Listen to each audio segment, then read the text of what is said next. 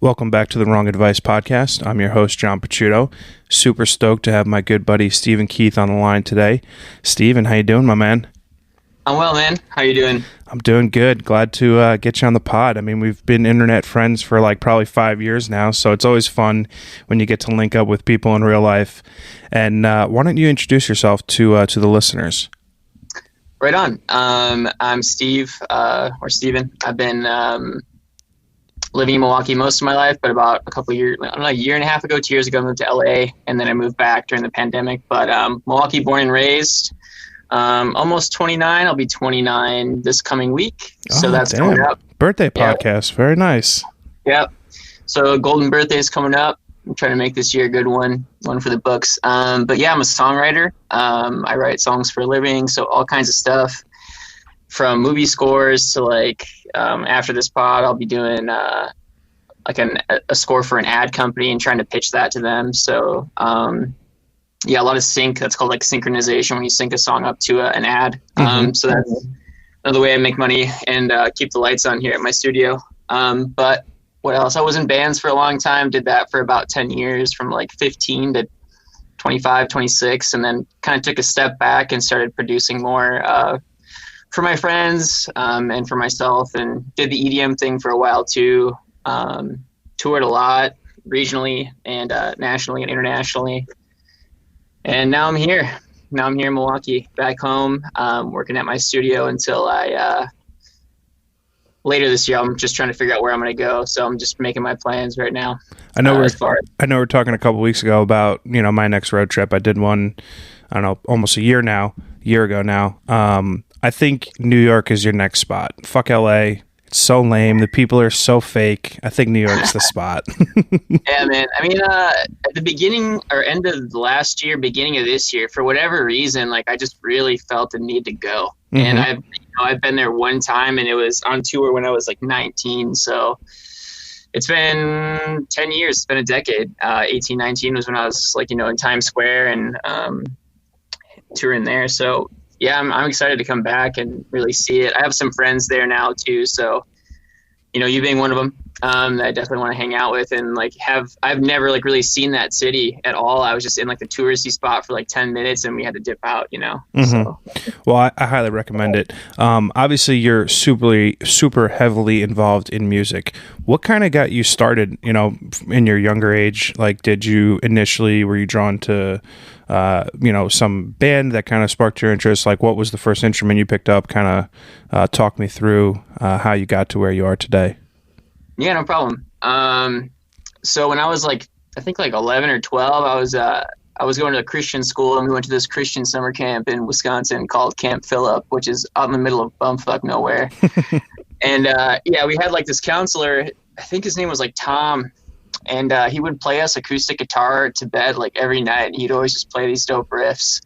And I was like, man, I want to be like Tom. And I was the super fat, awkward kid.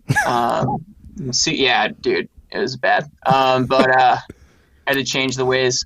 But yeah, I was really inspired by Tom. So when I got home, my dad had an old shitty acoustic laying around that was so hard to play. It was so discouraging to touch, even because the frets were so high, and it was just so hard to play for somebody who was completely new to it and had no experience. But I fucked around on it enough, and eventually my parents got me my first electric guitar for one of my birthdays, which was a shitty Epiphone, Epiphone, not Les Paul knockoff. And from there I started taking lessons in Milwaukee, and then when I was about 15, that's when I stopped going to lessons and started writing my own songs and started doing the band thing. So that's kind of where it all started, was this Christian summer camp.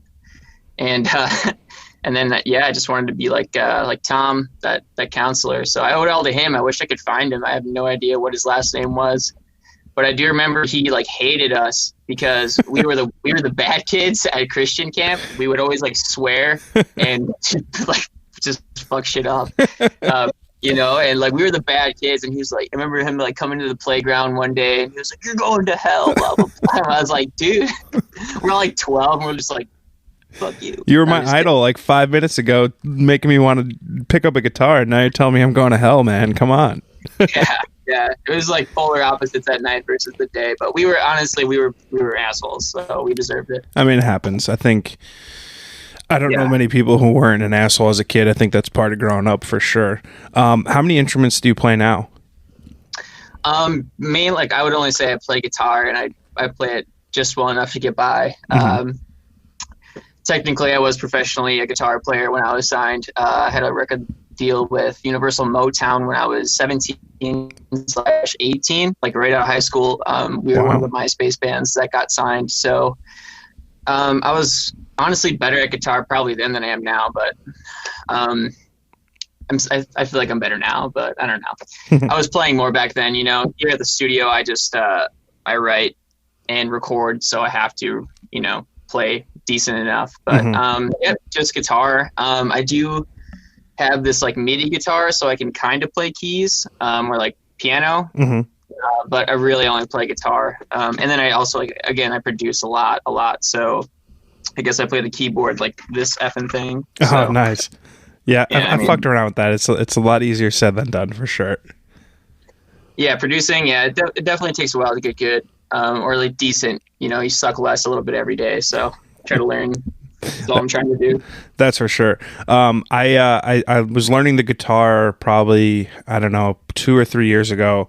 I came home from Vegas. I won a bunch of money, so I bought my very first Fender Strat. And my buddy Johnny Bob, who's going to be on a future episode of the pod, he's a professional guitarist for a band, was giving me lessons, you know, an hour a week. And I can learn very well audibly, but I could never put it together, like fingers, strumming, fucking placements, whatever. I just never really came together. It was super discouraging.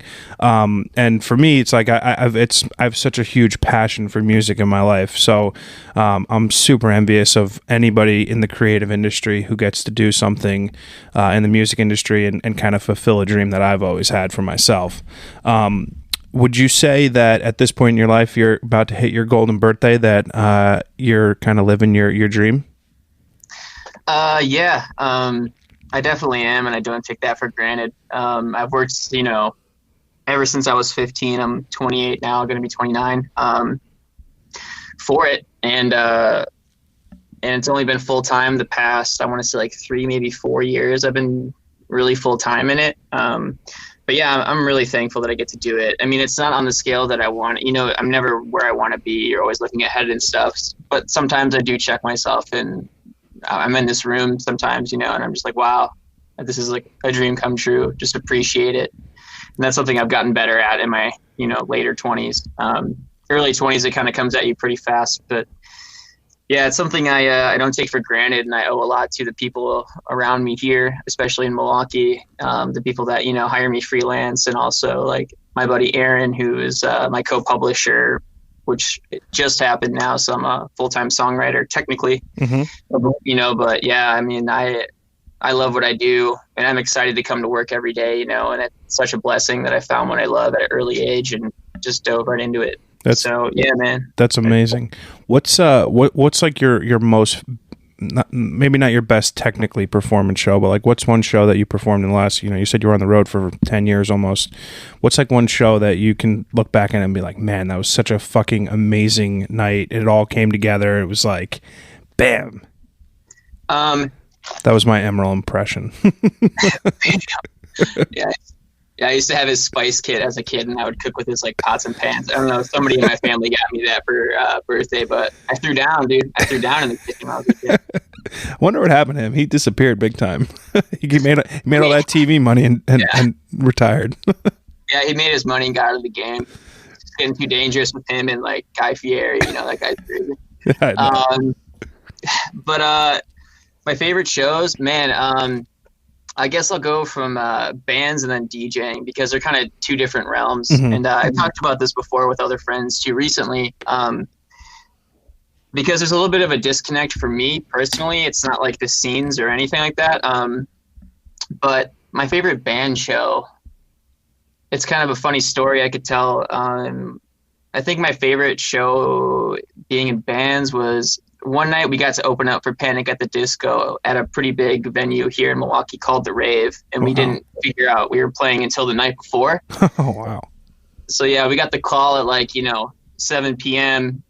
the day before, and they're like, "Hey, can you open up for Patrick Stump and Panic at the Disco tomorrow?" And we're like 18, 17. We're like, "Oh my fucking God, yeah," So that was an amazing show. But there's a funny story that happened during that show and after that show that I could tell, where I went from like highest high to lowest low ever, for like being an 18-year-old. So I'd say that one's up there. There was this one time too, even before that, when I was, I want to say like 16, 17, and we threw our like, I think it was like a CD release show maybe, or something like that. One of my bands, we booked a show at Cold Stone Creamery. Oh, fuck yeah.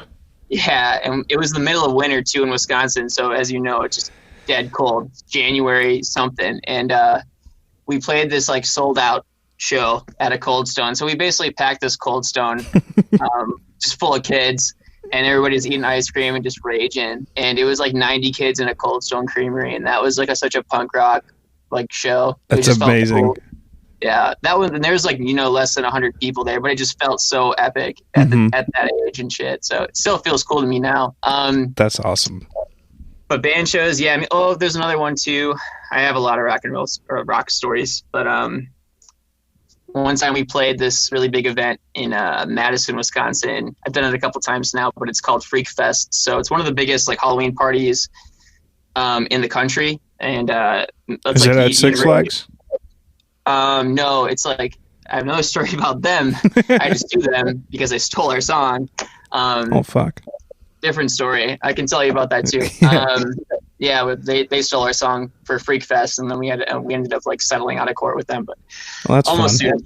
Yeah, it was a fun little lawsuit we were going through. But this it's called Freak Fest, or like Fright Fest is what happens at Six Flags. Fright Fest, right. That's it. Yeah. So Fright Fest stole our song. They stole our song it was literally called Freaks, which is funny because it's Freak Fest. But Freak Fest in Madison is the entire city like basically shuts down to party. So they University of Wisconsin, they close off all the streets down like on, I forgot what it's called, University Ave, or like Main Street or whatever the street is in Madison, and they put up a big stage in front of the Capitol building, which is the state capitol, and it's a giant stage. And this one year, one of my favorite shows ever, me and my band, we all dressed up as like 80s rock stars, and we just we played a show. I think the headliner was OK Go randomly, and back when they were popping, and we played that show, and it was just super fun to get drunk with my buddies and play like our set in like fully costumed out shit.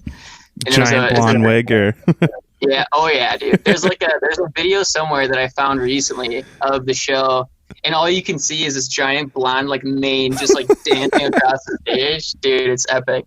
That's amazing. Yeah, and everybody looks so legit that night too, and it's just a wild party. Like like I said, it's like thousands and thousands and thousands of kids just on the street, just going ham, and all different stages of music. So that was a cool one, but EDM stuff, like I said, I have a little bit of a disconnect. I'm, like, because when you're in bands, usually kids come out to your show because they're excited to sing your songs and they're excited to see, you perform. And that's a little bit different than, playing a club or a festival. But the one festival that I have played a lot, or rather 3-4 times now, is Pride Fest in Milwaukee. Mm-hmm. And that one sticks out as, that show, I get to play Rockstar once a year. Not last year, obviously, but the previous couple of years. And man, that crowd is absolutely amazing. They're so in it for like everything you play, and they're just present, and they're so energetic. And I love Pride and Brian, who throws it in Milwaukee. He takes such good care of the artists and really cares about the festival, from the production to everything else that goes on there, and the artists and everything. He's incredible. So I love Pride, and I used to play a lot in Madison, man. Like Segredo was the club back in the day. Milwaukee's taking great care of me too, though. It's hard to put like my favorite shows like in like a top 5. But Pride's up there for EDM. That's and like cool. I think, yeah. One year we did open up. We played Summerfest too. I can't not say Summerfest, because in Milwaukee, we have like one festival that happens every year that the entire city comes out for, and it's they boast about being the largest music festival in the world. I think it technically is because it goes for like almost 2 weeks. Oh wow. Yeah, and like they get crazy headliners. Like we've had Katy Perry, The Weeknd, Britney Spears, like Gaga. I think maybe, I don't know. Wow. I'd have to look back at the craziness of it all. But and it's like giant for all genres too. They book like country, EDM. Like I've opened up for Cascade there, and the biggest show I've ever played though was we opened up for Martin Garrix in like 2016. Wow. And that was wild. I've never seen like a sea of people like that big before, so that's always like a surreal feeling. Yeah. Regardless of like venue size or the number of people are there, do you still, or in the past, would you get nervous before going on stage? Oh yeah. I mean, especially for DJing, because I wasn't as confident as I was with guitar. I mean, even with guitar though too, there's been shows where like your amp takes a shit, or you break a string, and you got to like think real fast, and that's something I kind of worried about. Usually I wasn't worried about me fucking up so much as the gear. Yeah, right. Technical difficulties. Yeah, dude. Yeah.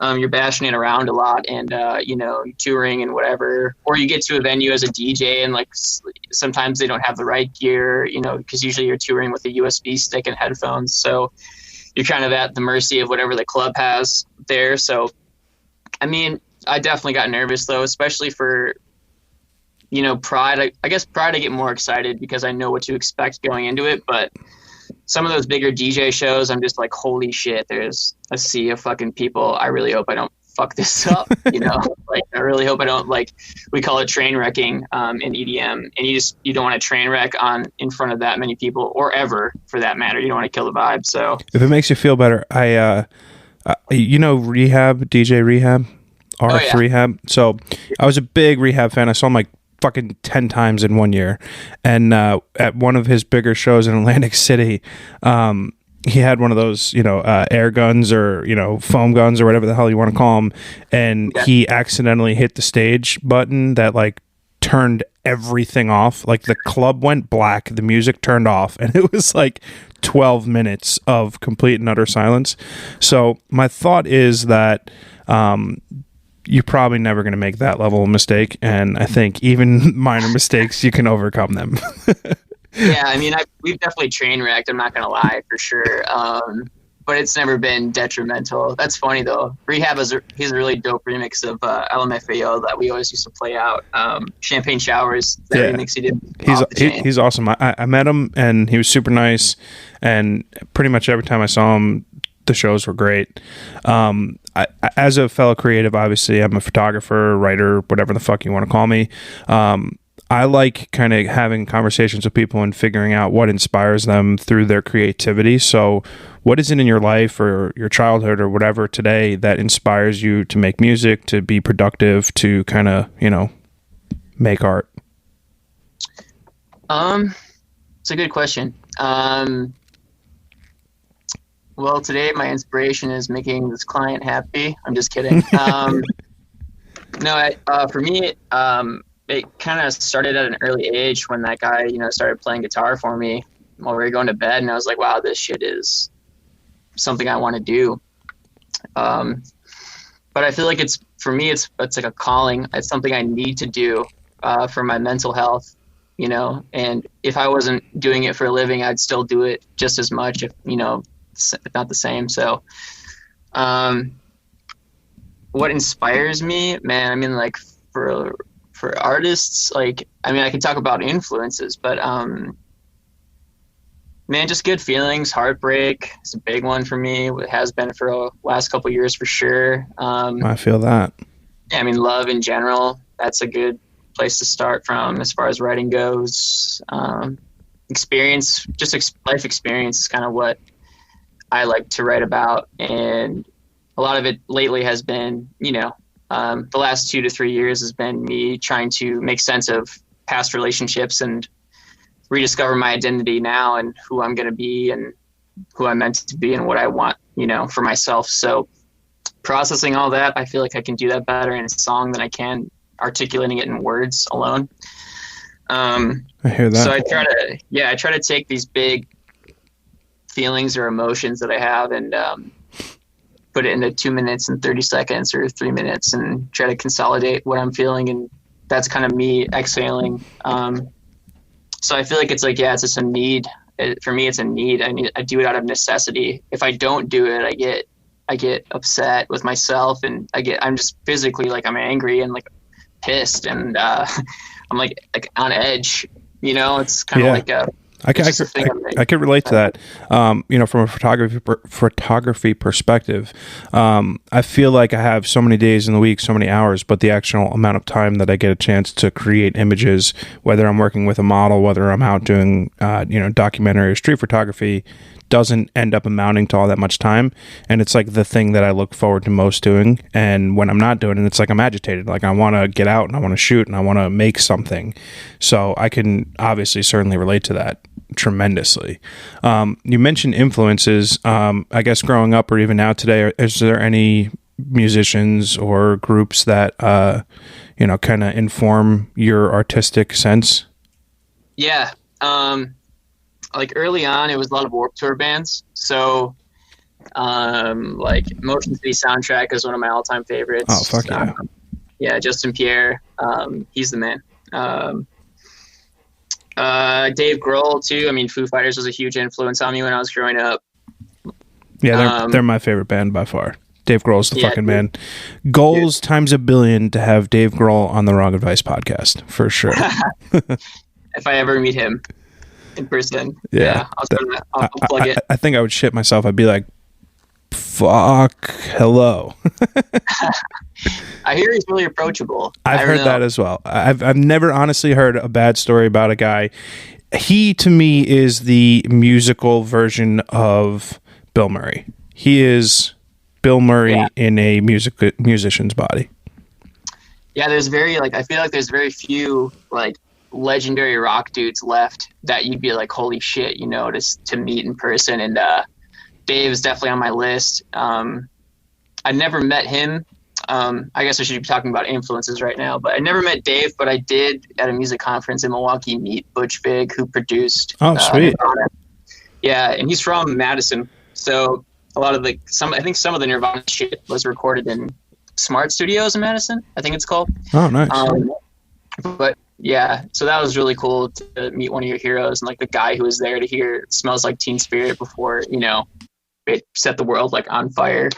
But I mean, Dave was early influence for sure. I mean, like Warped Wednesdays was like what I was growing up on when I was in my early teens. And then I guess later it was like EDM. So, I mean, obviously like, Deadmau5, Skrillex, Porter Robinson, Madeon, a lot of those guys have been my EDM. I mean, Zed too. I mean, he's incredible.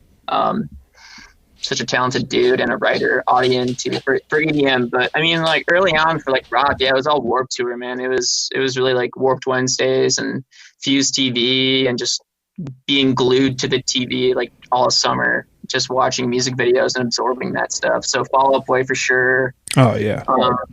All Time Low is a huge one for me too, and bands like that, So that's like kind of what I grew up on. Age years. So nice. That's awesome. Obviously, it sounds to me like you have a certain degree of confidence in your ability to perform music, to create something for a customer or client, and obviously do your own personal, projects as well. Is it like your past experiences working on these huge stages and performing in front of all these people that like provides you confidence going forward and the comfort to be able to continue to do it? Or is it something else inside of you that like kind of just makes you feel like, oh, I can do this. I don't need anybody to tell me I'm good. I think it just comes to, from a lot of experience and practice, like all these bands that I was in, or any DJ project, that I've been a part of, or EDM, or any project I've done ever. Those bands, like we would practice like 12 hours a week at least, 4 hours here, 6 hours there, and sometimes more. And then after that, we would just grind online. So that goes for producing, being in bands, playing guitar, anything. We just kind of, at an early age, we treated it like a job. We still had lots of fun, don't get me wrong, but it was just something we knew that we had to practice and get great at. And if we wanted to be the best band, and compete with everybody else, and be successful and stoked, we had to really work hard. So I think that I owe a lot, to my friends and stuff like that. Everybody that I've been in bands with, everybody's influenced me, and we've all kind of pushed each other throughout the years, especially the people that are still around me now. So yeah, I don't know. We held ourselves to high standards, and that helped us, I think, just grow. Yeah, and it's something that that's awesome. That's rare. Yeah, I've been fortunate, man. I've been really fortunate in my life to be surrounded by, and I'm a pretty good judge of character, but I surround myself with like people that influence me in positive ways and inspire me to and push me to grow. Mm-hmm. The last thing I want to be is like complacent or, satiated. I like kind of feeling like my back's against the wall and it's day one, no Mm-hmm. matter what I'm working on that day. So, yeah, I mean, that's, hopefully I answered the question. Yeah, no, you did. No, I think it's definitely super rare to be around a group of people at a young age that force you to work harder at something. I think it's more likely that growing up, people are more likely to push you and pull you in a million different directions. And something that I've echoed a lot or frequently on a bunch of these episodes is I wish as a kid, whether it was teachers, friends, family, whatever, I was pushed more towards the creative aspects of my personality that, maybe at a young age I wasn't showing those traits, the desire to write or, make music or take photographs. But now as I've gotten older and I've reached this, midlife crisis point in my life, that I'm extremely happy that I've found these creative outlets to be able to kind of, flex those creative muscles, because I didn't do it for so many years. So I think it's really fucking cool and super awesome that you had people around you at a young age that kind of, stroked your talents and the fire that you have for something that you're super passionate about. That's awesome. Well, thanks. Yeah, I owe a lot to my parents for sure. My mom and dad have been nothing but supportive from day one of just picking up the guitar and helping me get lessons, for those first couple of years, and just throughout the years, just always being so supportive and there for me through the highs and lows of, getting record deals, losing record deals, just anything that was positive or negative, and just all the different bands and projects I've done, no matter how long they've lasted, they've always been supportive up even till now. They're like, chase your dream, like do it. And, I can't thank them enough. And especially the people that, hire me and want me to work for them, or, for my friends Aaron here, or some of my friends in LA, Music and Strategy, anybody that I work with, just everybody's so supportive and they really care about me and they believe in me, which is huge. Yeah, it's super crucial, I feel like, to have that support system. You don't want everybody to tell you like you're great all the time and that your song is great, because if it sucks, you want to know.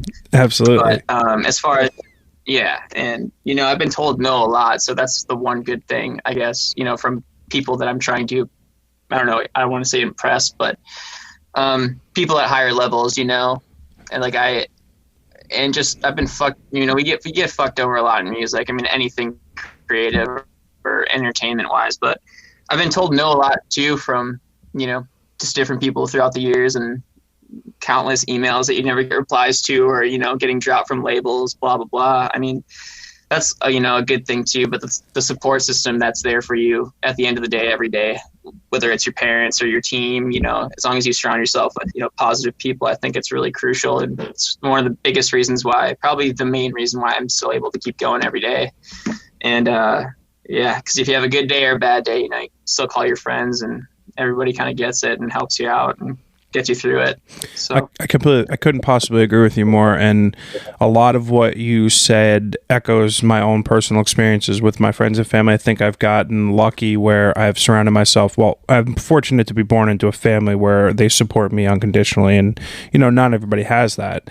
And then furthermore, to have friends who are, instead of being like, dude, what the fuck are you doing a podcast for? Or why you think you can be a photographer? They're like, wow, that's actually, you're pretty good at this. You should keep doing that and like keep pushing yourself further. together. So I'm super stoked to hear that you've got a similar foundation like that, because it does really make all the difference. At the end of the day, if you've got people surrounding you that genuinely want to see you succeed, I think it gives everyone a boost, and you know, the rising tide, you know, lifts all ships. So as cheesy and fucking dumb as that is, but it's true. Yeah. So true, man. You've had like a tremendous amount of success, and you know, you get dropped from a label, golden birthday coming up. What's like your biggest dream? Like, you know, forecast out the next 5 years of your life. What are you doing? What's different? You know, what's kind of on the horizon for you? Man, that's a good question. And I'm like, I think it's, I'm happy that you're asking me this, because I like to check in on myself as far as my goals go. So thanks for asking me this, dude, for real. You're welcome. And there's a lot of shit I want to ask you too. I'm ready for it. Right on. But my goals, man, in the short term, I mean, with this year, I've always, as you know, like I've always been in projects with other people, and like, you know, 4 to 5 other members of the band. And I love everybody that I've been in bands with, and I don't, you know, this year I just want to make sure that I'm taking care of myself and my career and build that up personally for myself and the few people that I'm, you know, working with now. In the past, I feel like I've left a lot up to, I kind of held like my fate in other people's hands at times. It felt like, you know, So yeah, I mean, 2 years ago, I took a big step back to get better at production, and I've been working 2 to 3 years now on projects for myself for the first time in a long time, you know, and so I guess short-term goals is get my projects out this year, content-wise, because all the songs are done. But 5 years from now, I would just love to be doing what I am now at a higher level. Sure. You know, I guess I could talk about like accolades and stuff, because of course everybody wants, you know, it would be cool to get a Grammy, or it'd be cool to be nominated for that, or have a platinum single, or have somebody, you know, where people validate you, I guess. And I'm not super concerned with that. I hope people are listening, but yeah, my goals are just to balance work and life and try to have that nirvana. Yeah. Happiness is a fundamentally unmeasurable thing. And in this like immensely social media driven world, it's a constant keeping up with the Joneses. So I think you're pretty much spot on with being able to do what you're doing now at a higher level. And listen, if you're doing the thing you love and you're putting your heart and soul into it, those accolades are going to come. And even if they don't, who the fuck cares? Yeah, I mean, I agree. Like, if I don't ever get noticed by the Grammy board or whoever, I don't give a shit. I mean, you know, I feel like Blink-182 has a funny quote about it. Like, they don't care about it unless they win one. It was like something like that about like the Grammys. Like, we don't care unless we win one. Right, yeah. And it's like, you know, or like, I think that was something along those lines. But it's funny because I always kind of think the same too. It's like, I don't give a shit. Like, you know, I just make this for me, and I want it to be the best it can. And like, I try to present it to the world that, you know, like exactly how it's in my mind. I try to, you know, give the songs like the life that I have in my head, and and put it out and see if it can connect with people. And, you know, at the end of the day, whether we're producing, you know, music or photos, or you know, you're secretary at a company, at the end of the day, you know, human connection and human interactions is ultimately what's going to drive, you know, 95% of your happiness. So if you can make something that connects on someone on a level that, you know, you've conceptualized in your own head, put it out there and people love it, I mean, I don't think there's anything else anyone could ask for. Yeah, and I'm just trying to convey what's going on. Sorry, my webcam's up here and like you're here, so I'm gonna look at you. It's all good. But yeah, man, yeah, I'm just trying to put the best things I can possibly out, and everything and everyone that's influenced me, I'm just trying to get that all consolidated now in the next year to 5 years, and build my career for myself and for my team, and, you know, like the day one homies who are still here and the guys who are helping me, and just be more in control of my own career. Because in the past it was a lot of, again, just being in a band or, you know, being in a project where I couldn't control my fate 100%. And it, you know, I want to if I fail, I want it to be my fault. And if I succeed, I want it to be because of me and my hard work and my friends. So yeah, I'm just trying to build everything I'm doing now bigger and better and release my projects the way that I want to for the first time ever, where it's a lot of my influence going into it on, you know, the visual side of it as well as sonically too. And incorporate the friends that influence me as well from, you know, my buddy Tim, who I produce with. And he's like, again, I've known him since I was in 8th grade or something. But Tim and I go back, but like, yeah, those people, like I want to help them to get to where they want to go. And like ultimate goals is to be able to give back to people in Milwaukee or like an artist, you know, like reach out a hand and be like, yo, you're dope. You know, here's an opportunity, you know, here's how I can help you, you know, or just be able to be that light for somebody else in music and carry on the torch from the people who have it now. And hopefully, you know, get past that torch so I can just help grow this city and grow the community here and give Milwaukee a sound. That's another huge goal of mine too. I'll say this. I mean, obviously we've known each other for, I don't know, 5-6 years now, however long it's been. From a success standpoint, what you just said is going to greatly inform why you're going to be successful, because it goes beyond you wanting to be successful for your own selfish means and extends to the community that you're involved with. And I think anyone who has those types of altruistic hopes and dreams for their, you know, longevity, it's hard for those people to fail. And I commend you for that. That's pretty fucking cool. Thanks, man. I mean, I really appreciate that. Yeah, I just want to be able to help people, dude. And I want to be a light for some kid, you know, somewhere. If my song, you know, maybe it doesn't get a Grammy, but it helps some kid get through their day or something, that's amazing. That's way cooler than any fucking Grammy could ever be. Like when somebody reaches out and says, you know, like this song like saved me, or this song really helped me, like, you know, but people reach out and like say like I didn't commit suicide because this, and I said, holy shit. Yeah, that's huge. You know, and like that's worth more to me than any other Grammy. I mean, if I died today, and like that's, you know, it's been worth it, and I guess I served my purpose here, even though I have a lot more that I still want to do. So I want to just put more good in the world, man. I like that. And that's maybe, unfortunately, a more rare trait than you would like to see in this day and age. And I feel like I've had the benefit of having some of these really nice conversations with people who inspire me creatively.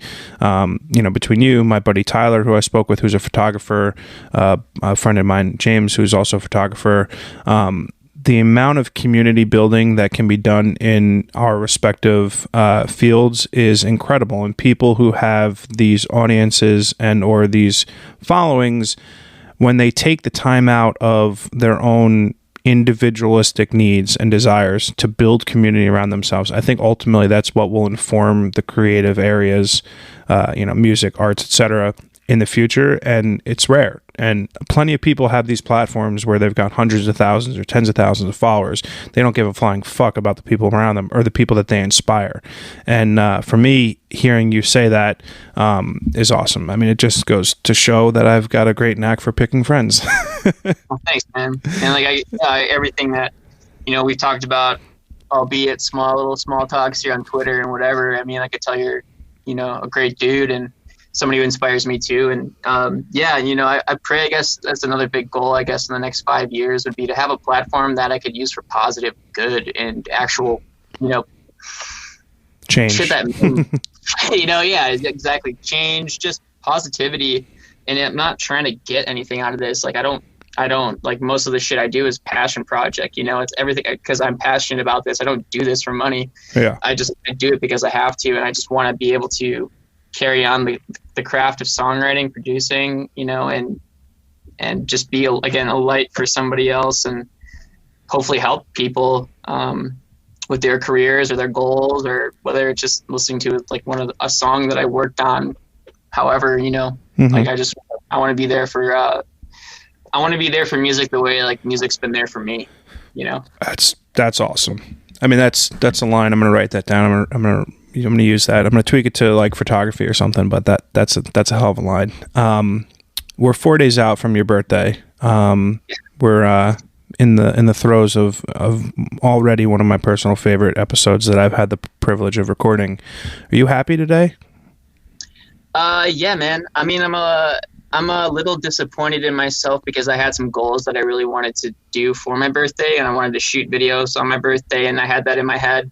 And when I get something in my head and it doesn't work out the way I want it to, it kind of fucks with me.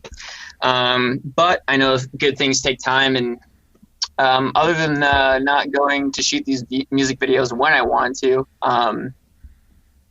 yeah, I'm pretty fucking happy, man. Awesome. There's a lot of yeah, I mean, there's a lot of things that I wish were different, but I'm looking forward more towards the end of the year and like that part of it, because a lot of the things that I've been working on for the past 3 years will finally be out to the world, and I'll be building on, my career and my goals. And I'm trying to understand, or trying to be patient, with myself, and kind of, I'm trying to find the words here, but in the past I'd been in bands and there's 4 or 5 people, or in any project there's 2 or 3 people going at it for you, and it's not just you doing all the work. So I'm just trying to be patient with myself and really get things out the right way. So I'm really happy, man. I mean, my family's doing good. I'm doing good. I'm not starving. I have a roof over my head, and I'm doing it because of music, and I'm so thankful for that. And I don't, like I said, I don't take that for granted. And it's a huge blessing. And That's awesome. Yeah, man. That's great. How are you doing? I'm good, man. I appreciate you asking that. I guess maybe, you have your 35th birthday in the middle of a pandemic, and a lot of things kind of get thrown into perspective. And I think something that I've always struggled at in life is having the proper perspective about whatever is transpiring, whether it is an immensely happy time or a negative time in my life. I lacked the introspectiveness to be able to look at what's going on, internalize that, figure out how I should be reacting to these things. And what I've gained in the last 12 months of my life is just this immense amount of supreme clarity in the person that I am. And ultimately, that's kind of what has led me down the creative path of starting my photography, starting this podcast. You start to realize you have so many hours left in your life, and so many days and weeks and months and years, and you want to start filling up your time doing things that genuinely either inspire you or make you happy. And I've reached a point now where I'm waking up every day, and I've got a normal 9 to 5 where I'm just doing shit to make money and pay bills, and it's not the thing that I love, and it doesn't set my soul on fire. But I've got all these other hours in the day that I can do things that I genuinely do enjoy and genuinely do love. So I think I've finally reached that point in my life where I've got the ability to be cognizant of my surroundings and the people in my life and how everything is kind of, shaping me. And I'm happy. It's great. I mean, I don't know if it's if the clarity that I've gotten is just something that unfortunately comes with age. I wish I had these glasses on 10 years ago and I could have been like, man, fucking pick up a camera or, grab a microphone. But, things in life happen for a reason when they do. And I'm supremely, content with that. And I'm happier today than I was yesterday, and so forth and so on. What would you say was like the turning point? I mean, I guess, like obviously we get older and we realize shit, at like different ages, like I'm sure the way you feel now is not the way you felt in your early 20s, and like your drive and your motivation to do what you're doing now, like what kind of flipped the switch for you? It's a great question. I'm really glad you asked that. So I think in my 20s, it was super easy for me to be like, I need to get the best job that's going to make me the most amount of money that can allow me to buy the better car, have a nicer watch, wear cooler sneakers, etc. And I don't know when it was, but I took a job at the beginning of the pandemic. I got laid off 6 months later, and truly it was the most incredible thing that could have ever happened to me. I was working for somebody else. They were great people. I wasn't doing well in my role. Pandemic, just it wasn't a good fit. And you start having all these stressors come down on you. And I was just regretting getting up every day and doing work. And I was regretting having to log on and do these 9 to 5 things that weren't really benefiting me in any way. It was a good paycheck. I had nice benefits. Everything was great. And then when you're told you're being let go, the world stopped. I was like, oh, fuck. Like, what do I do now? And there was like a 24-hour period after I got laid off where I was like, fuck, what do I do? It's a pandemic. I'm never going to make money again. Like, I had all these really negative, connotations with being let go. And probably 5 or 6 days later, I packed my car and I drove across the country, and I came back. I did like 7,000 miles in like 25 days. And that time that I spent alone, just really, figuring out the things that I liked, and, taking pictures and writing and being able to spend some much needed time on myself, ultimately changed me for the better.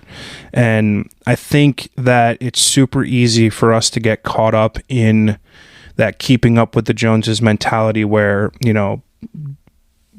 XYZ friend has this and XYZ friend has that, and this influencer is talking about this thing and this influencer is talking about that thing, and it's super easy for you to think that these are the things that you need to fill yourself up with and fill your life up with, and it's like all stuff, right? But ultimately, at the end of the day, when you're laying in bed at night, you're left with yourself. And it took me like a really shitty time in my life to like get that clarity and understand that 99.9% of the happiness that I'm going to have in my life is going to come from inside me, and nothing, too major externally is going to inform that happiness. So. Right on. Yeah, I think that's amazing. And I'm glad you got out of that routine, and had that switch in your mindset and that clarity. I think it's hard to be like thinking clearly when you're stuck in this routine of this job, and I got to pay bills, and this is my goal, and like kind of like gets you jaded in a way. Yeah, or like for sure. It doesn't allow you to think clearly. Mm-hmm. And no, I'd say like the best thing that ever happened to me was getting fired from my job and having to figure out how I'm going to make money in music full time. And that's kind of when I took the leap at like 23 or 4 or whatever it was, 22 maybe, I don't know. Yeah. But yeah, man, it's crazy. Kind of what society makes you think is success, and I think something for me too. I don't know if you do this, but I try not to, but I compare myself to other people. Mm-hmm. It's fair. My friends and whoever's getting married at this point in their lives and has a steady job and better pay, and just more, I guess, just different things. Mm-hmm. So I try not to compare myself, but I do. And I think, they say, like, what's that quote? I just heard it the other day and it was dope. Like, comparison is a thief of joy. Ooh, I like that. Yeah. Or like, it's just like your trajectory is a lot different than your friend's trajectory or whoever is successful, and it's not fair to compare your path to their path, and the grass is always greener. Mm-hmm. There's things that I'm sure Jeff Bezos would be envious of you or me. Definitely maybe not. I was gonna say not financially, but like yeah, he's got a lot more problems than I have. More money, more problems, as Biggie would say. No, but I mean, you're right. I mean, like, I've had incredibly lucrative success in the last couple years that has benefited me financially, but I wouldn't say that I've had any sort of happiness factor boost from that. There was a New York Times article that I read, I don't know, 10 or so years ago, that basically said that at $75,000 a year, you're at the peak of happiness from a monetary perspective. So like for each incremental percentage that you make in addition to that, 1 times that, 2 times that, 10 times that, you are not that incrementally happy. So making $750,000 a year on paper is fucking awesome. Yeah. However, you're not 10 times happier than you were when you're making $75,000. And I think what that really boils down to is what happens to me, at least in my life, is when I have money or I'm doing extremely well, I tend to just buy more shit that I don't need. I tend to like spend it on stuff that, like, I don't know, I don't need. You get driven down an Instagram ad hole and you're like, oh, I just bought a fucking $200 sweatshirt. Not really sure why, but that model looked good in it, so I guess I gotta have it. So I've done a lot better job over the last year in just being able to remove myself from that trap of I don't need more stuff. I'm a sneakerhead. I've got 100 pairs of sneakers. I don't need 101 pairs. Like, I haven't bought a pair of sneakers in a year, and that seems insane, but it's so freeing. It's like, I've got what I've got. Yeah. I don't need any more. And it's like, when you reach a point in your life where it's like you don't need to tick the box anymore or like upgrade the box to anything else, you get like super relaxed. And like, I don't know, the level of complacency that I have, and it's not like, you know, detrimental to my work ethic or my drive, but I'm so comfortable in the person that I am today that I don't feel the need to do those things that I used to do. So Yeah, dude, that's awesome. And I feel you on that. You know, I don't think like making 75 grand a year, like, you know, hard for me to fathom right now. But yeah, I even now, as long as I have a roof over my head and I have food to eat that day, if I'm hungry, yeah. and you know, like a place to create and do what I love to do, you know, I am so happy. And I feel like you said, less is more. And yeah, I mean, I moved across the country and I brought like, you know, what I thought was the bare minimum, and I left with even less. And I came home with a suitcase about a year ago, and I'm just, you kind of realize too, if you live out of a suitcase for like a year or you've done it for years, it's like, I really don't need much. Like, I need these few things. Like, I got, you know, a couple pairs of jeans, a couple of shirts. I'm good, man. Like, if I need shoes, I'll get them. But yeah. I read a book a year or two ago. I'll send you a link to it. It's like something about minimalism. There was a little Netflix show about it, like an hour-long documentary, and these guys, like, I'm by no means a minimalist. I fucking get 2 to 3 Amazon packages a week. I bought 2 fucking yo-yos drunk Friday night at my brother's house because we were talking about kids' toys, and like, when we were kids, I bought 2 yo-yos. What the fuck? I don't know how to yo-yo, so I'm super not a minimalist. But the way that they tell you about, you know, shaping your mind around the objects in your life and how they like hold a power over you was like very, you know, powerful to me. It kind of, it did something inside of me that like, I'm not going to stop buying new shit. You know, I'll just like, I've pared down, but like, I don't need a 15th white t-shirt. Like, I've got 10. I've got 14. It's like, what is one new one going to do? So it's like taking the stuff that you have and like just being thankful for the shit that you have is like a really freeing, you know, tool. But yeah. My question for you is, you know, obviously, I don't know if you've done a podcast before, but, you know, one of my favorite questions to ask people is, what's a piece of advice that someone gave you in your life, or a piece of advice that you can give to someone who's hearing you talk for the first time, that, you know, you think could be super informative and or helpful to someone hearing you? I'm an idiot, so I don't have good advice. That I give you somebody else's advice. I'd say, you know, it's like dumb, but try to find what you love, and like, you know, if you just try new things until you find that thing that you're super passionate about, or don't be afraid to try new things until you find that thing that you're absolutely in love with, and like drown yourself in it for sure. And just lose yourself in it, whatever it's art or sports or whatever gets you going, whatever gets you out of bed, man. Just try to find a way to make that your everyday. And if you can make a living at that, then you'll never work. It's such a dumb quote or thing that people say, but you really never will work a day in your life. You'll be excited to go to work. And if you're doing what you love for a living, man, you're winning. Yeah, I agree with that. You know, it's important to, I guess, more life advice too would be like, it's important to balance that with, you know, your other thing that helps you get away from that. For me, it's like fishing, you know, but it can be whatever for whoever, you know. It's another thing I love to do that, like music. I totally forget about the world and I just get lost in it, and I nerd out over it, you know. So I think that's really important too, is try to find the balance between your work life and also your personal life and those relationships as well. I think that's very, very key. When it comes to your career, from my experience, I'd say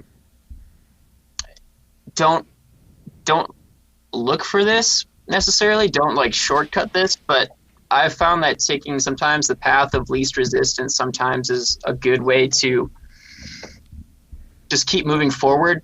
And I guess diving deeper into that is cut the fat out that's holding you back, and double down on what's working for you. Mm-hmm. And that comes through like relationships or your workflow or what you're working on, your art.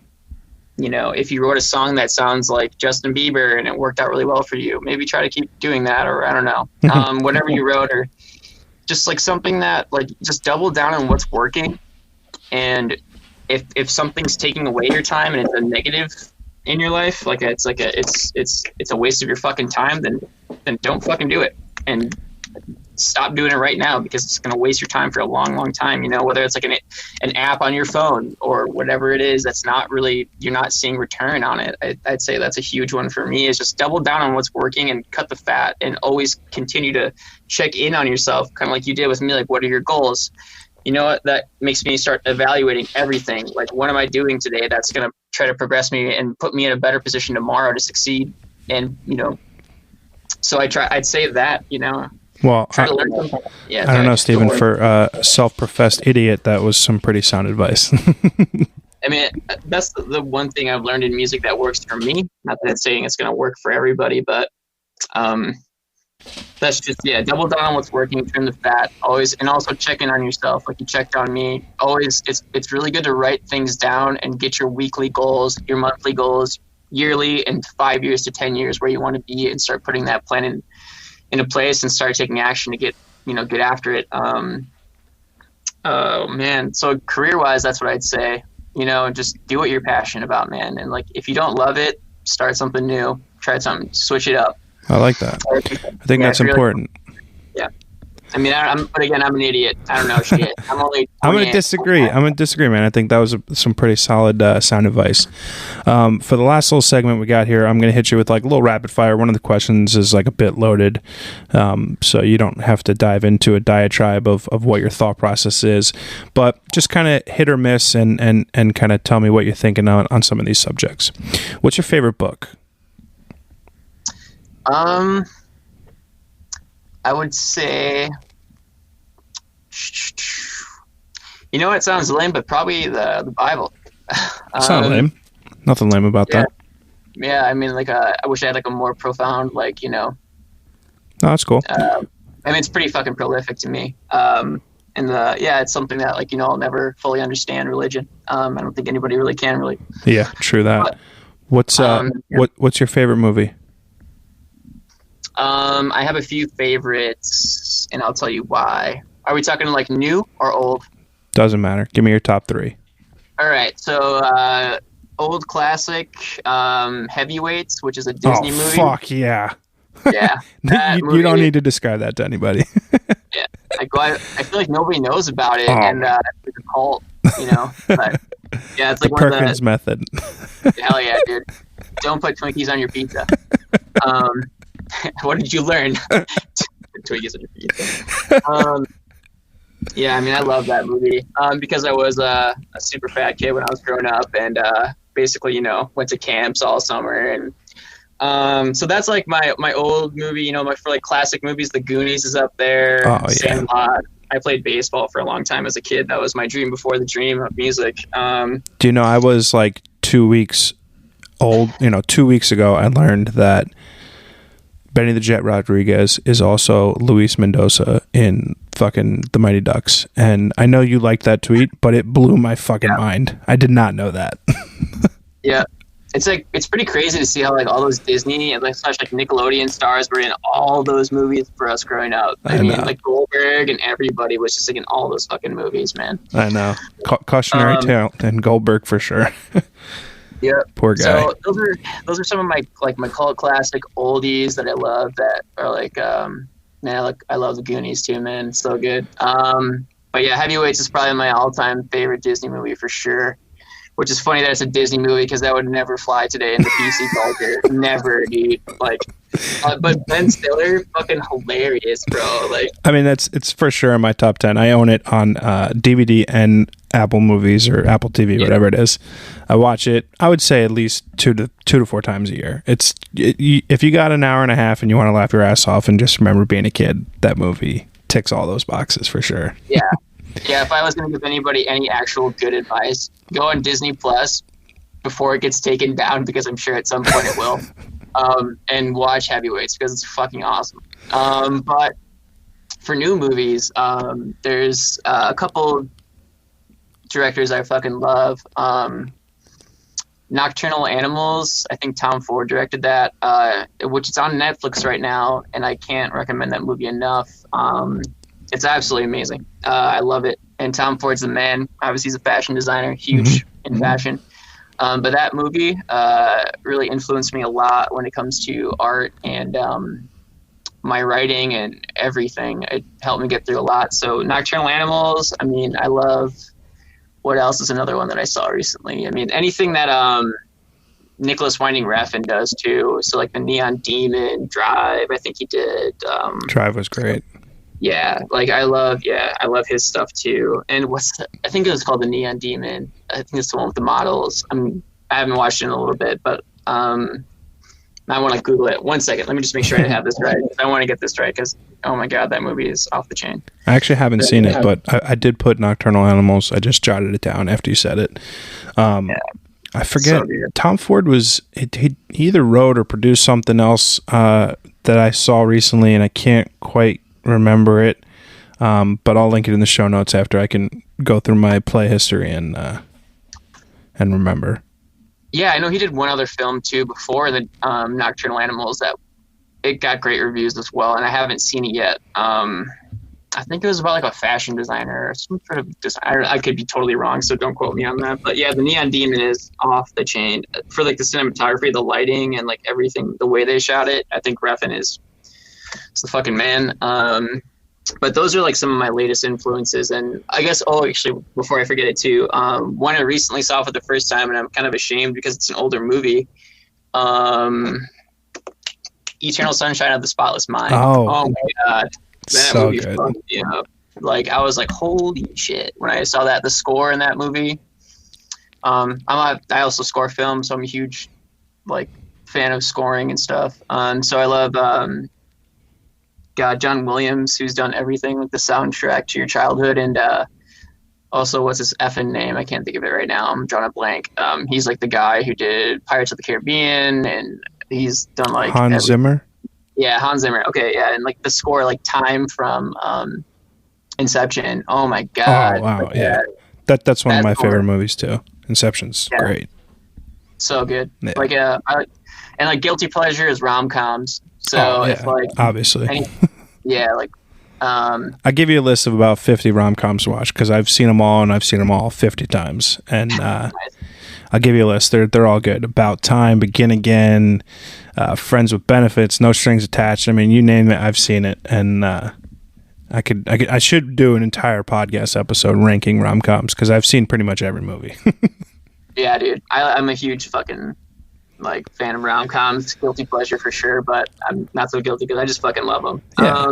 It's no reason to be. It's not guilty. It's great. I'd say like I guess favorite rom-com off the top of your head. What's yours? If you had to pick one. I think About Time. I don't know if you've seen it. It's with the guy. He's in the new Star Wars movie. He plays like the General Huxley. Okay. Yeah, he's in it, and Rachel McAdams. And the premise of the movie is that his father, Bill Nighy, is teaching him that men in his family have the ability to time travel, but only through their own lives. So it's a really cool, informed movie about, what would you do with that power? What moments in your life would you go back to and change or try to change? Or what would be the wreckage of you going back and doing something that changes something that transpired? And you couple that all up with this like really cool romantic love story with Rachel McAdams. And I don't know, it's just kind of like the perfect rom-com. I think Richard Lewis did it, or Richard something. He's done like, I think he did what's that Christmas movie rom-com that I'm drawing a blank with? But to me, You're Perfect. Love Actually. Yeah, he did Love Actually. He's like written a million rom-coms, and like he's a genius. And I just think I think it was his last movie he ever wrote, and I think it's his best.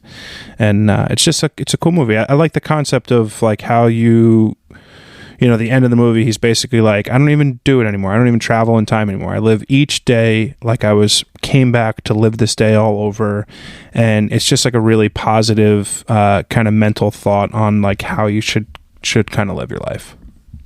Yeah, for sure. Check it out for sure. Yeah, I just Googled it, so I tabbed it. Richard Curtis. Yeah, that's it. About time.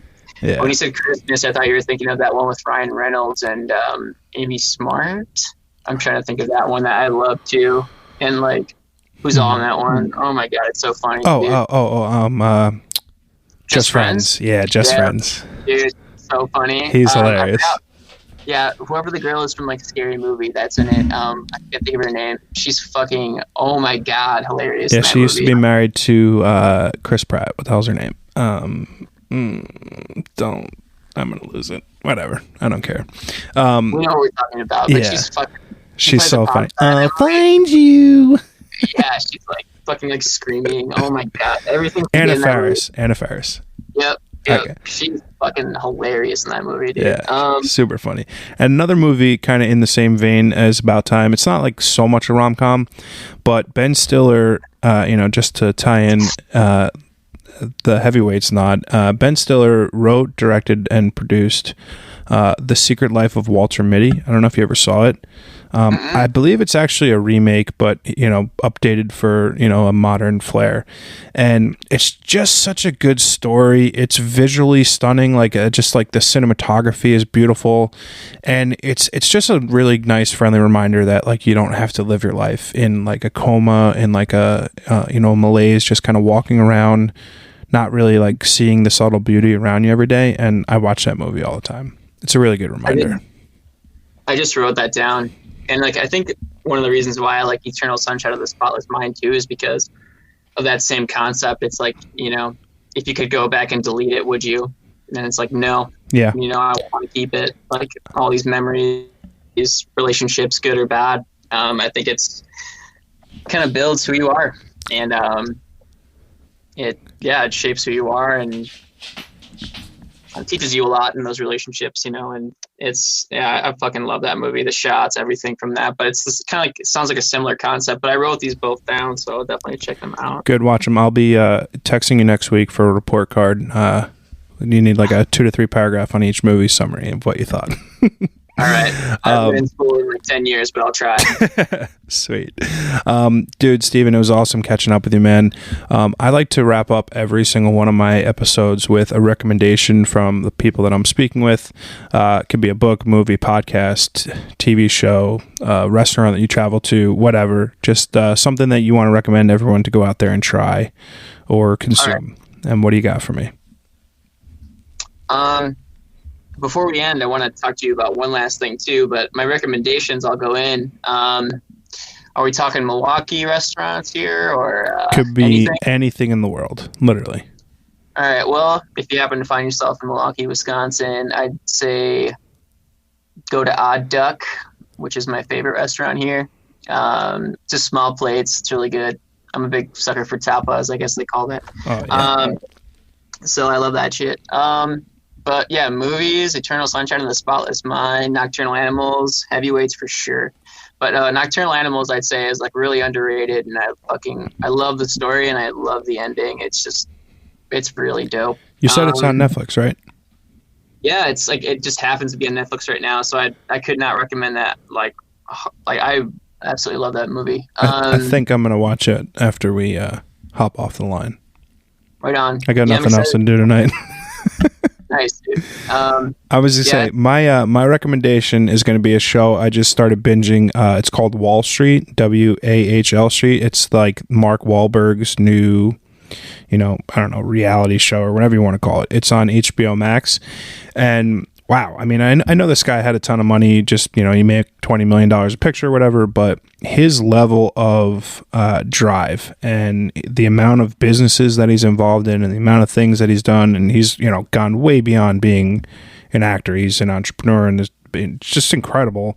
And getting this kind of behind the veil look at his life is pretty cool. I'm 3 episodes or so in, and You know, I don't know how many are up or how many I can see, but I'm gonna keep watching. I think it's pretty good. I think everyone should take a look at that. It's nice to see someone who's so reached the pinnacle of his profession and he's not stopping. Now he's doing 10 other things in 10 different other sectors, and I think that's super inspiring. Yeah, man. I mean, he's for sure goals. You know, guys like that.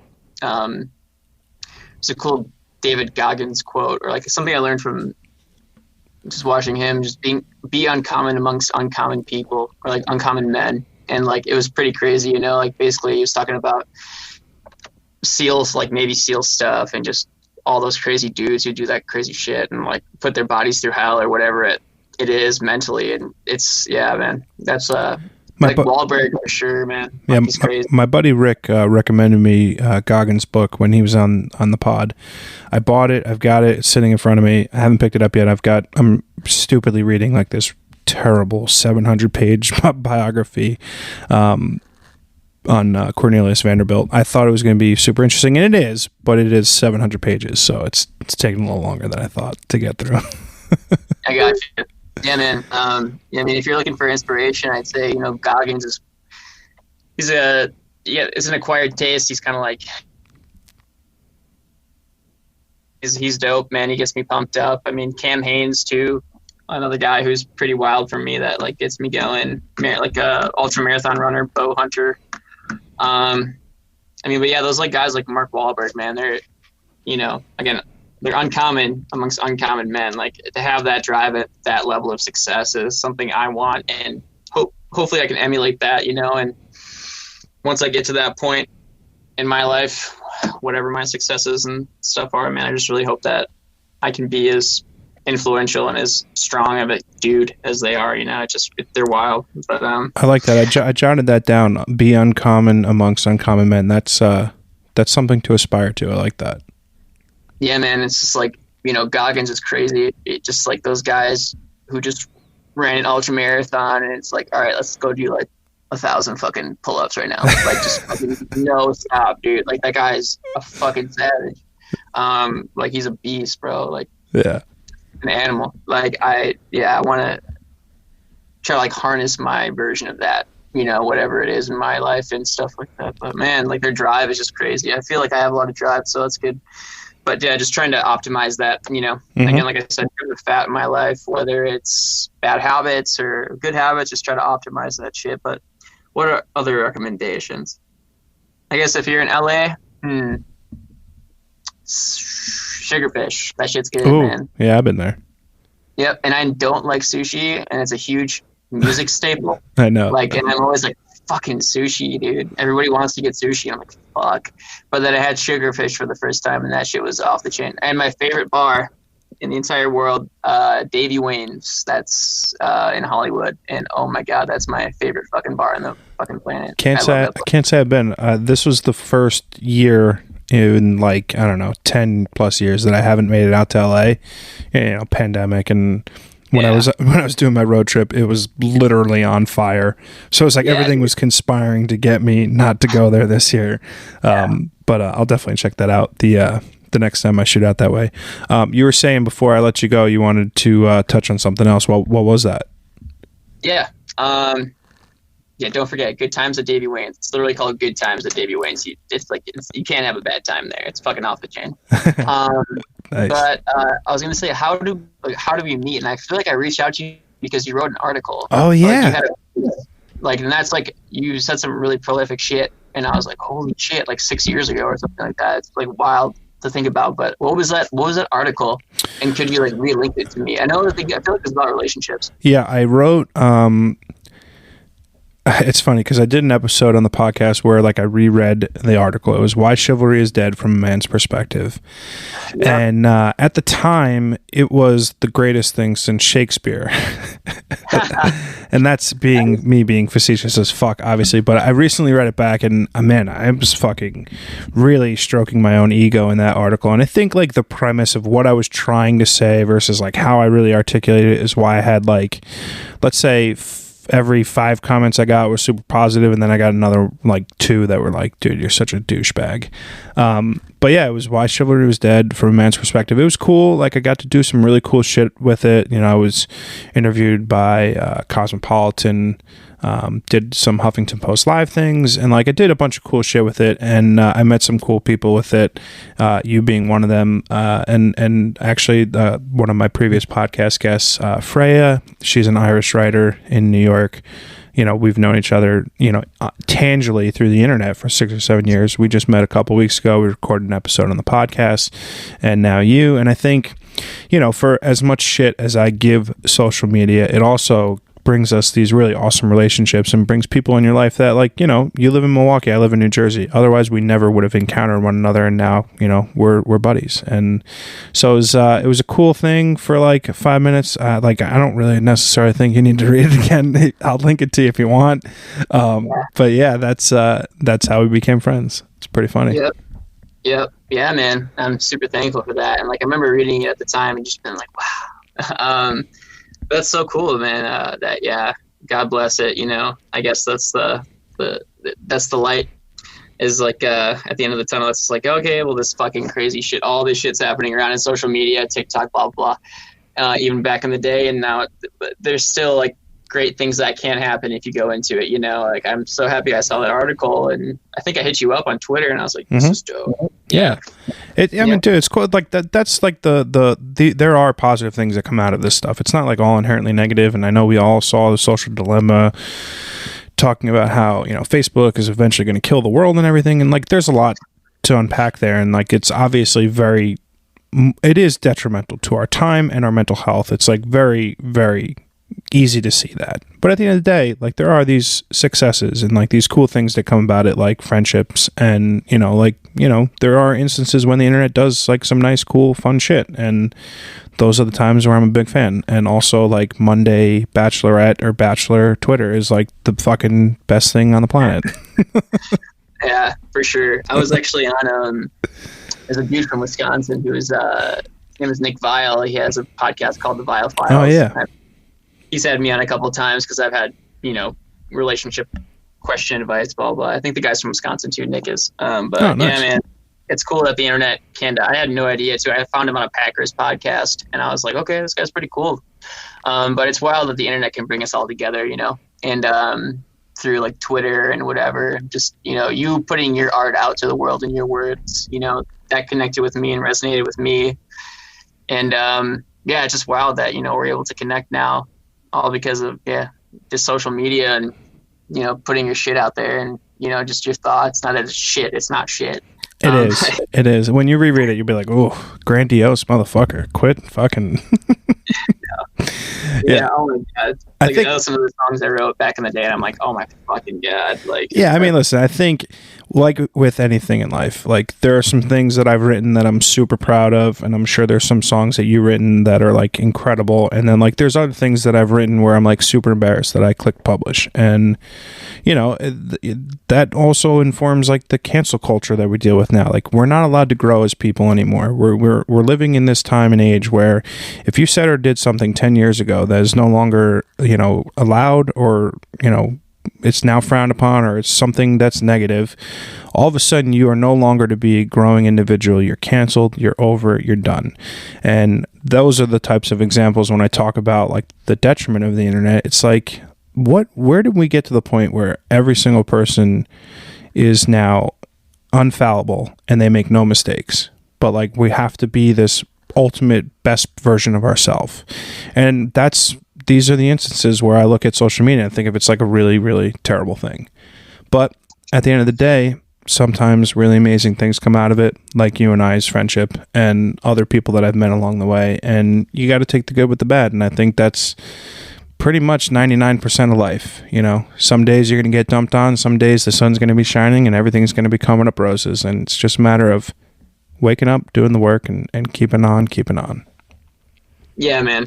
I mean, I pray that we as just people in our generation, especially, we're kind of able to overcome that group like, you know, that cancel culture and just more like correction culture, and be like, hey, you know, we all fuck up. Mm-hmm. You know, I think it's important that we do fuck up so that, you know, not all the time, but, you know, that we can correct it and we can grow from our fuck ups. Like nobody's perfect. Yep. You know, I've said things on the internet that, oh my God, you know, like I wish I wouldn't have a decade ago. And it's not who I am now. It's not, you know, I was an idiot then. And also times were different, and so was culture. And I don't think it's really fair to cancel anybody, you know. I feel like I couldn't imagine living in a place or like a world where I couldn't be forgiven for the things that I've done, you know, or like things that I've said at times when I didn't mean them, or I grew up and realized that I was wrong, you know. And if people can do that, you know, and forgive each other and grow together, man, it's going to be what saves us for sure. But couldn't possibly agree with you anymore. I think if there's one thing that I've got a genuine hope for out of what I'm doing with this podcast, or, you know, through my writing or through my photography, it's that, like, it's never too late to change. You can be a photographer, you could be a musician, you could be a podcast host, you could be a writer, you could be whatever you want to be. And just because you're not doing it now doesn't mean you can't do it tomorrow. Take a chance, take a risk, be a bit new and improved and better version of yourself, and it's never too late to grow. Yeah, man, I agree. That's also encouraging for me to hear after being, you know, really deep in what I do for a long time. Yeah, I think a lot, you know, not to keep this going, but I think a lot about it. I'm like, you really think you can climb this mountain again?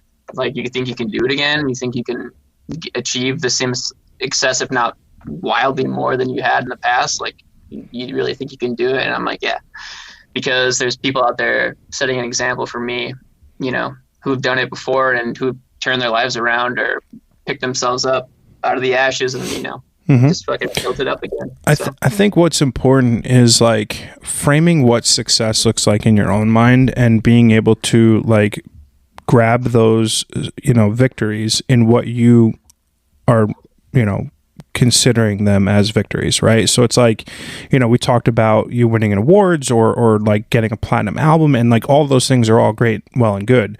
But to me, you said something which is like far more impactful and more important, is like, wow, like, you know, someone might reach out to me and say, wow, like this song like saved my life. Like this song changed the way I feel about someone or something.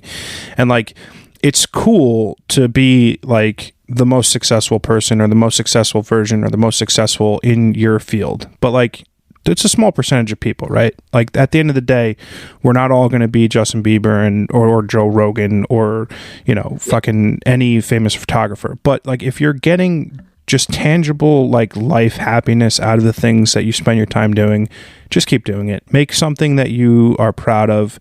Set yourself goals that like are achievable for whatever you think you need and not what someone else tells you you need to have. Yep. I mean, I totally agree. And like, you know, just have realistic goals, and I mean, shoot for the stars for sure. Like, don't sell yourself short. But, yeah.